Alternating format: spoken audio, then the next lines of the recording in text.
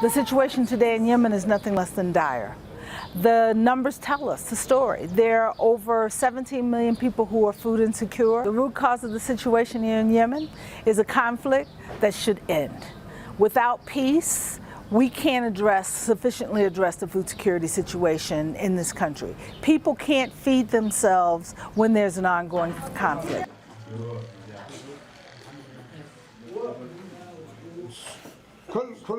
بعض الأحيان ما نلقى ما ناكل والإيجارات والهذا يعني ما بش حاجة حرام عندنا 5 شهور ما قد سلمناها.